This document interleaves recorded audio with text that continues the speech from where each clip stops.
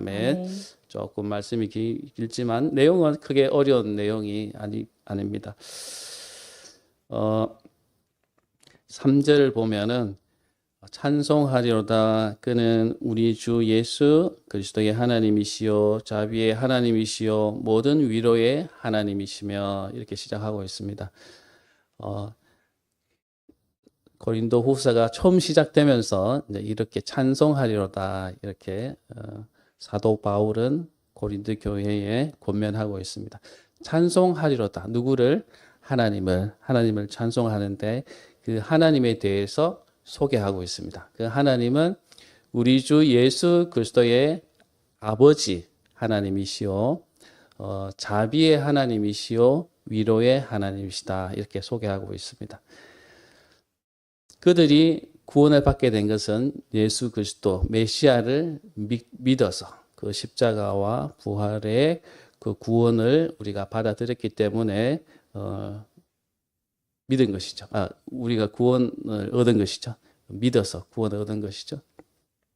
그 구원을 얻게 하신 그 예수 그리스도의 아버지라고 첫째로 소개하고 있고요. 둘째로는 자비의 아버지, 이렇게 소개하고 있습니다. 자비의 아버지. 자비는 사실은 불교 용어입니다. 여러분 아시겠죠? 자비는 불교 용어지만 우리가 흔하게 사용하는 용어니까 이게 불교 우리 기독교에서 사용하는 것은 크게 문제되지 않습니다. 어쨌든 자비라고 얘기하는 것은 그 사랑과 긍휼하심을 말합니다. 어떤 불쌍한 존재가 있을 때, 대상이 있을 때 그를 사랑해서 불쌍히 여기고 긍휼히 여기는 마음을 말합니다. 그래서 이 원어를 찾아보면 자비의 하나님, 이렇게 말하는 것은 자비의 근원이 되시는 하나님, 자비의 근본 샘이 되어서 거기서 흘러넘쳐서 유래하는 그런 근원이 되시는 하나님이다 하는 그런 말씀이 되겠습니다. 그러니까 이 세상에 임하는 모든 자비는 하나님으로부터 온다는 고백이 되겠죠. 그래서 자비의 하나님, 이렇게 고백하고, 또 역시 마찬가지로 모든 위로의 하나님, 이렇게 소개하고 있는데, 이 곳의 원어도 찾아보면은 위로의 근원이 되시는 하나님, 이렇게 언급되어 있습니다. 그러니까 자비와 위로의 근원이 되시는, 그 샘의 원천이 되시는 하나님을 찬양합시다, 이렇게 소개하고 있는 것입니다. 이렇게 왜 위로의 하나님, 자비의 하나님을 사도 바울은 고린도 교회에 소개하고 싶은가 하면 이제 뒤에 나오겠죠. 4절 한번 보겠습니다. 우리의 모든 환난 중에서 우리를 위로하사 우리로 하여금 하나님께 받은 위로로서 모든 환난 중에 있는 자들을 능히 위로하게 하시는 이시로다. 우리가 받고 있는 모든 환난, 꼭 우리가 복음을 전하다가 받는 고난이 아니더라도, 복음을 위해서 당하는 고난이 아니더라도, 우리의 세상 가운데서 그리스도인으로 살아가기 위해서 받는 여러 가지 고통스러운 슬픈 일들도 많습니다. 그죠? 또 내가 잘못해서 받는 어려움도 있고 고통도 있습니다. 그런 걸 다 포함합니다. 꼭 복음을 위해서, 교회를 위해서 헌신하다가 받는 그런 고통과 어려움만을 말하는 것이 아니라, 우리가 환난이라고 얘기할 때는 우리가 그리스도인으로 살아가면서 겪는 모든 어려움들을 다 포함하고 있습니다. 그런 환난 중에서도 우리를 위로하시는 하나님을 소개합니다. 또한 그 위로를 왜 우리에게 주시느냐? 하나님께 받는 그 위로를 가지고 또 환난 중에 있는 모든 자들을 위로하게 하시기 위해서도 내가 위로를 받는다, 이렇게 소개하고 있습니다. 좀 이해가 안 되죠, 이 말씀이. 그런데 이제 우리가 요거를 좀 한번 아시면 금방 이해가 되십니다.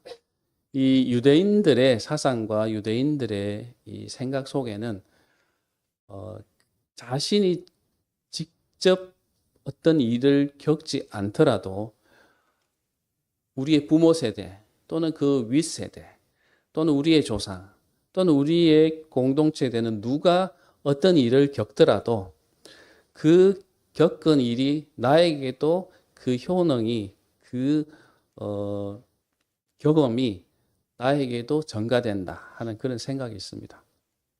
예를 들면 하와가 죄를 지었지 않습니까? 예, 선악과를 알게 하는 나무의 열매를 먹지 말라고 하나님 명하셨지만 그것을 지키지 않고 죄를 범했습니다. 그 죄에 대한 결과가 아담과 하와에게만 있는 게 아니라 그 후손인 우리에게도 전가되어서 우리도 그 죄의 권세 아래 있게 된다고 하는 생각이죠. 네, 그렇기 때문에 모든 사람들은 죄의 권세 아래 있게 되는 것입니다. 반대로 아브라함이 하나님의 그 복의 약속을 받았지 않습니까? 한 사람이 받은 것 같지만 그게 아니라 그 아브라함의 자손 되는 이삭과 야곱과 그 후손 모두 이스라엘에게 해당되는 약속이고 또한 믿음으로 영으로 그 아브라함의 후손된 우리에게도 동일하게 주신 약속의 말씀이라고 우리가 받을 때 그것이 우리에게도 그 말씀의 효력이 우리 가운데 적용되는 것이죠. 네.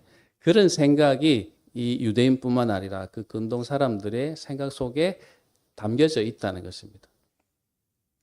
그래서 사도 바울이 우리가 받은 위로를 통해서 여러분들도 위로를 받을 겁니다 라고 얘기하는 것은 마찬가지로 우리가 위로를 받는 것, 고난을 받는 것, 이것 또한 여러분에게도 그 고난과 그 위로의 효력이 동일하게 적용됩니다 라고 말하고 싶은 것입니다. 또한 더 확대해서 예수 그리스도께서 우리를 위해 받으신 십자가와 고난, 또한 부활하셔서 하늘에 오르시고 지금 누리고 계시는 그 영광 또한 우리에게도 해당된다라고 말씀하고 있는 것입니다. 그것은 우리 교리로서 어떻게 설명하냐 하면은 그리스도와 연합이라는 교리로 설명하고 있습니다.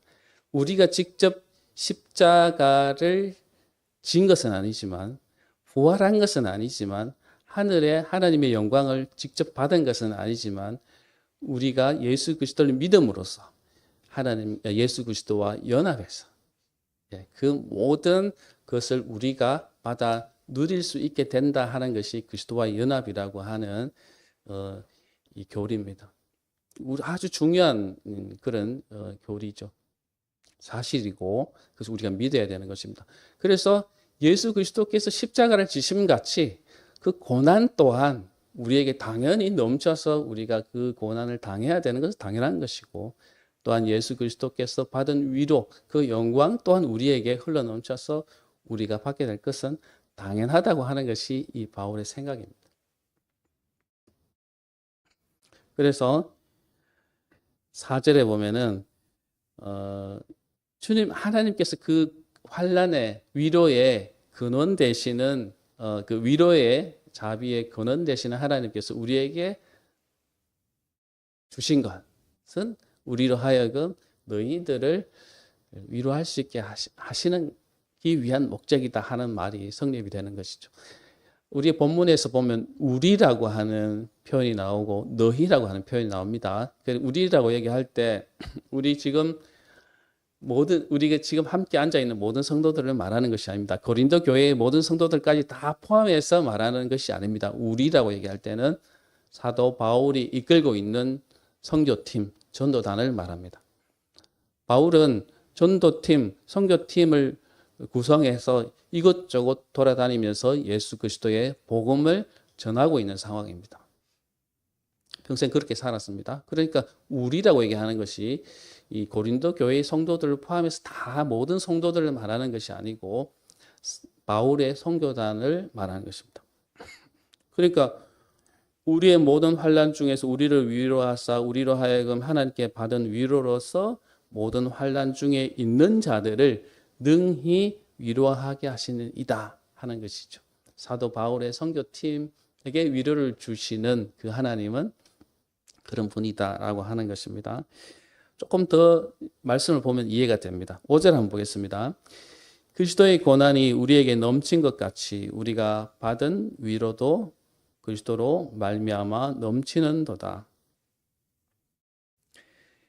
그리스도께서 받은 고난, 십자가에 받은 고난, 또 이 세상에서 계시면서 받은 그 고초, 이 모든 것들이 우리에게 넘쳐서 흘러 넘쳐서 우리에게 온 것처럼 우리가 받는 이 고난은 예수 그리스도께서 받으신 그 고초와 고난과 박해인데 당연히 우리가 그리스도 연합하고 있으니 받은 것이 당연하고 또한 예수 그리스도께서 받은 그 위로와 영광 또한 우리에게 흘러 넘쳐서 우리에게 오는 것이 당연하다는 설명이죠. 아까 제가 말씀드렸던 그런 생각에 근거한다면 당연하죠.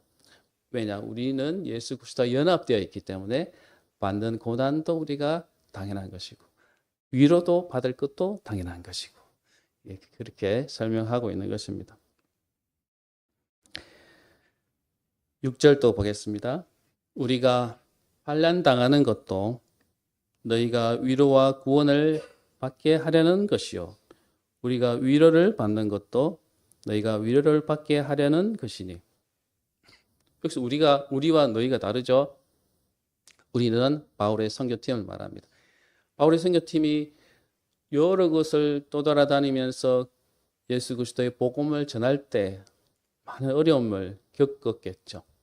환난을 겪었겠죠. 그렇게 환난을 당하는 것은 너희가 위로와 구원을 받게 하려는 것이라는 것이죠.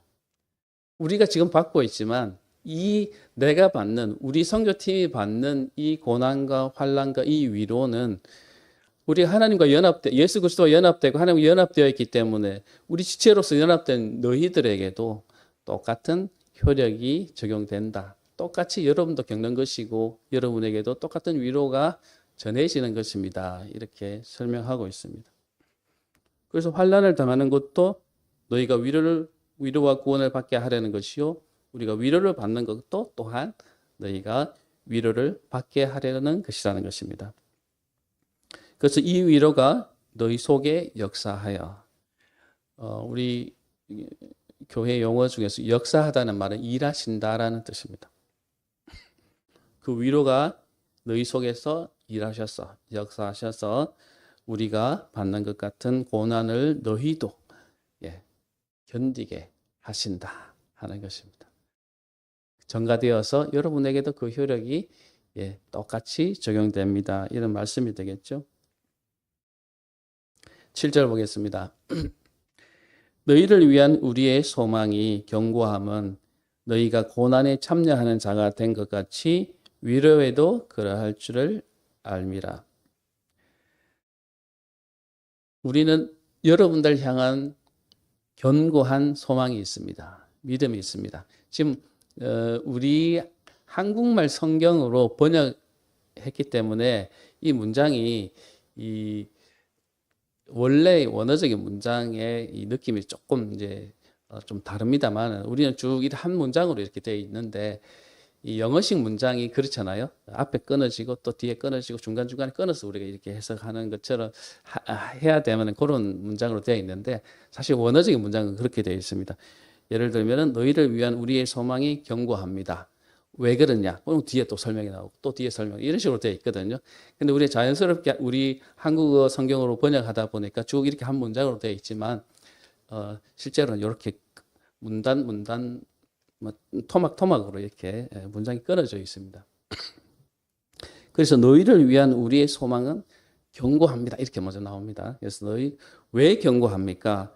너희가 고난에 참여하게 되는 지금 여러분이 고난에 참여하고 있는 것은 위로도 여러분에게 같이 주어질 것을 알기 때문에 지금은 여러분들이 그런 환난과 어려움 속에 있어도 극복할 위로가 주어져서 여러분이 그걸 다 이길 걸 우리가 알기 때문에 그 소망의 견고함 속에 우리가 있습니다 하는 말씀이 되겠죠. 사실 우리가 인생을 살다 보면 많은 고통과 어려움과 또 영적인 박해와 고난 가운데 있게 됩니다. 누구든 다 겪습니다. 우리 교회도 겪게 되고요. 그리고 우리 이윤문 목사님 또 건강이 여의치 않아서 우리 교인들도 늘 염려하시고 또 가족들 늘 염려하고 있는 이 어려움들을 우리가 다 겪게 되는 것이고, 인생을 사는 모든 사람들 다 이런 걸 겪게 됩니다. 특별한 것은 아닙니다. 어느 가정이든 또 어느 공동체든 다 그런 어려움이 있습니다. 각자 다른 그 어려움이 다르게 나니까 우리는 그걸 볼 때 우리는 좀 특이해 보이긴 하지만 아닙니다. 다 어느 가정, 어느 공동체, 어느 누구든 다 그런 어려움과 고통을 겪고 살아갑니다.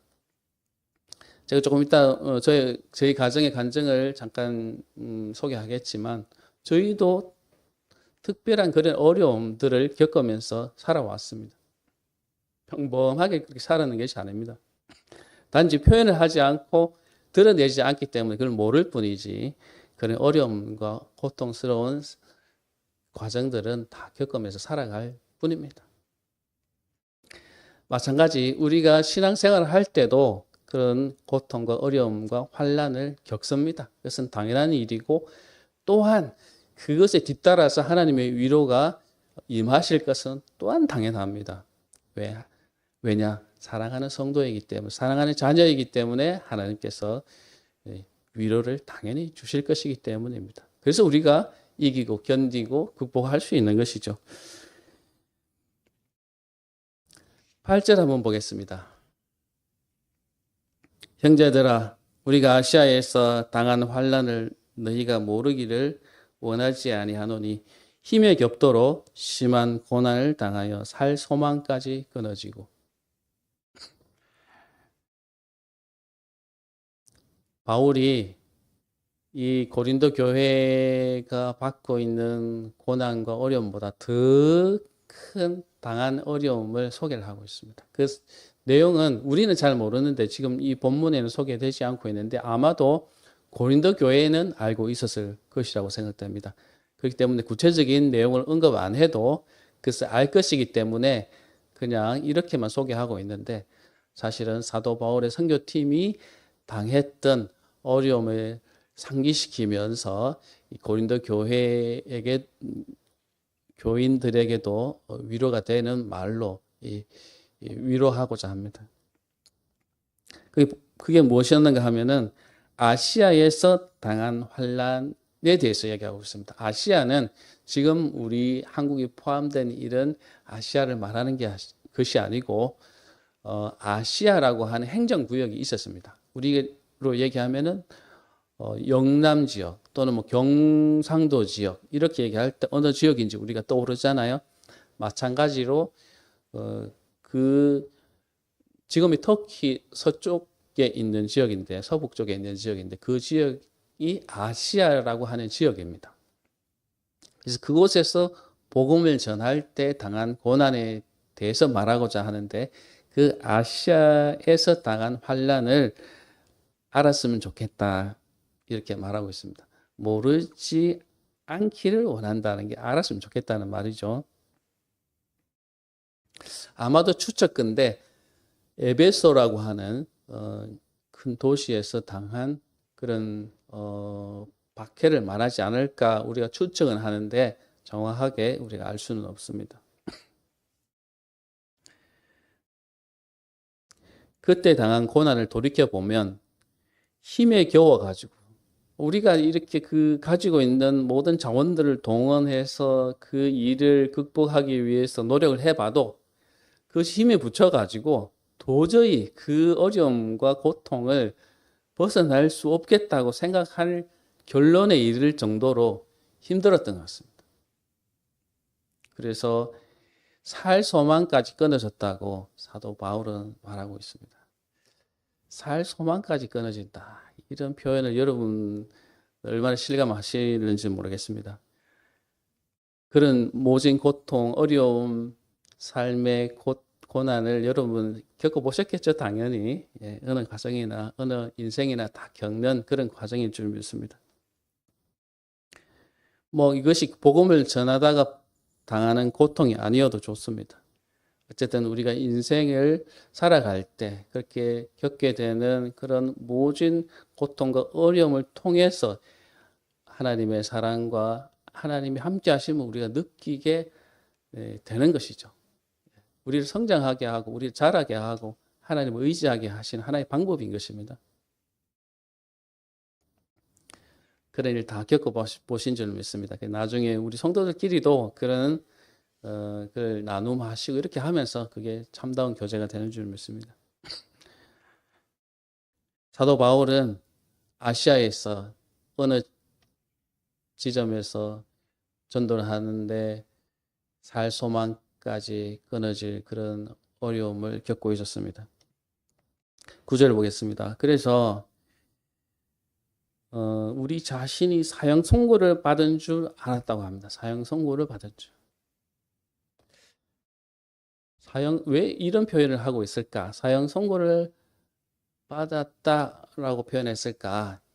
사실 예수님이 십자가를 지실 때 사형 선고를 받았기 때문에 예수님이 죽으실 때에 그렇게 당했던 그런 고난만큼 그들도 극심한 그런 죽음에서 벗어날 수 없을 것 같은 그런 위기 속에 처했다라는 것을 이렇게 표현하고 있는 것 같습니다. 사형 선고를 받은 줄 알았다. 이렇게 표현하고 있는 것 같습니다. 근데 그 일은 극복이 됐습니다. 결과적으로는 어떤 방법으로 극복이 되는지는 모르겠지만 어쨌든 그것을 벗어났기 때문에 지금 이렇게 편지를 쓰고 할 수 있는 것이 아니겠습니까? 그것이 극복은 됐습니다. 근데 그 극복을 하면서 사도 바울은 이 고린도 교회에 어떤 말을 하고 싶은가 하면은 그렇게 우리가 극심한 사형 선고를 받은 것 같은 그런 고난 속에서도 우리를 살리신 것은 우리로 하여금 우리 자기를 의지하지 말고 오직 죽은 자를 다시 살리시는 하나님만 의지하게 하심이라. 이게 그 어려움을 우리에게 주신 하나님의 의도라는 거죠. 의도. 여기 보십시오. 죽은 자를 다시 살리시는 하나님. 죽은 자를 다시 살리시는 하나님. 누구죠? 예수 그리스도. 우리 자신이 사형 선고를 받은 줄 알았다고 했잖아요. 우리가 예수님처럼 이제는 죽어야 되는 때가 도래한 것 같다. 우리 여기서 이제 끝나는 것 같다라고 생각할 정도로 사형 선고를 받고 죽으신 골고다 언덕에서 죽으신 그 예수님처럼 우리도 여기서 끝나는 것 같다. 이런 생각을 했다는 거죠. 그러나 그렇게 결과적으로 끝나는 것이 하나님의 뜻은 아니었지만 그 죽음처럼 느껴지는 그런 상황 가운데서도 죽은 가운데서 예수 그리스도를 부활시키시고 살리신 그 하나님을 더욱 의지하게 하시는 그런 하나님의 뜻이었다. 이렇게 고백하고 있는 것입니다. 우리가 환난을 당할 때, 어려움을 당할 때, 고통과 슬픔을 당할 때 하나님께서 우리에게 주신 목적은 우리에게 그런 것을 주신 목적은 우리가 넘어져서 좌절하고 그냥 끝나버리게 하려는 것이 하나님의 목적이 전혀 아니죠. 그죠? 이 사도 바울의 말씀처럼 우리 자신을 의지하지 않고 죽은 자를 살리시는 그런 생명을 주시는 그런 하나님만을 우리가 전적으로 의지하게 하시는 그런 의도다라고 그렇게 사도 바울은 말하고 있습니다. 그러니까 뭐예요? 고린도 교회 여러분 힘내십시오. 견디십시오. 그러면 여러분에게도 그런 위로가 있고 하나님의 그런 사랑이 임할 것입니다. 이렇게 말하고 싶은 것이죠. 사실 제가 겪어보니까 하나님의 일하심은 내가 죽은 자처럼 할 수 없다. 이거 안 되겠다 하고 할 때 그때서 하나님이 일하시기 시작한다는 것을 많이 느낍니다. 내가 포기할 때, 나는 할 수 없습니다. 이렇게 얘기할 때, 하나님 앞에 그렇게 말할 때, 내가 생각하지도 않고 그런 말 뛰쳐나올 때가 있잖아요. 튀어나올 때가 있잖아요. 그럴 때 하나님이 비로소 일하시는 것을 참 많이 겪게 됩니다. 그것이 하나님께서 일하시는 방법입니다. 내가 잘할 것 같고, 능력이 있을 것 같고, 이 상황에서는 이걸 돌파할 것 같지만 막상 해보면 그게 잘 안 됩니다. 그렇게 넘어지고 안 되게 하셔서 하나님께서 우리에게 내가 관여하지 않고는, 내가 그 계획을 이루지 않고는 절대로 너가 행할 수 없다는 것을 알게 하십니다. 이것이 하나님께서 우리를 하나님께 의지하게 만드시고 복종하게 만드시는 그런 방법이신 것 같습니다. 근데 이런 방법 참 다양합니다. 여러분 어떤 일을 겪으셨는지 모르겠지만 우리가 죽음 앞에 갈 때, 죽음 앞에 놓이게 될 때, 아마 우리 지금 유문 목사님이 죽도록 힘드실 것 같습니다. 죽음 앞에 딱 가게 되면은 모든 사람들이 다 넘어집니다. 왜? 해결할 방법이 없거든요. 네, 건강 문제, 이 죽음의 문제는 해결할 방법이 없으면 세상적인 방법으로. 그렇게 딱 놓이게 되면 우리가 하나님 앞에 거꾸로 줄 수밖에 없고 하나님을 전적으로 의지할 수밖에 없습니다. 거기서 살아나오면 우리가 어떻게 되죠? 정말 우리의 신앙이 성장해 있는 것을 우리가 알 수 있습니다. 그것이 하나님 우리로 하여금 의지하게 하시는 하나의 방법인 것이죠. 살 소망이 끊어지게 하는. 참 그 당할 때는 지금 이렇게 쉽게 말이 안 나옵니다만은 예, 지나고 나면은 우리는 그렇게 고백할 수 있습니다. 또 뭐인지 아십니까, 여러분? 예, 돈, 재산의 문제. 파산 직전을 한번 가보셨는지 모르겠지만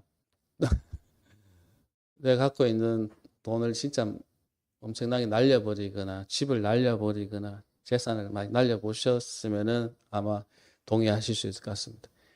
그런 이 돈의 문제에서 우리가 사실 살 때 매여서 살잖아요.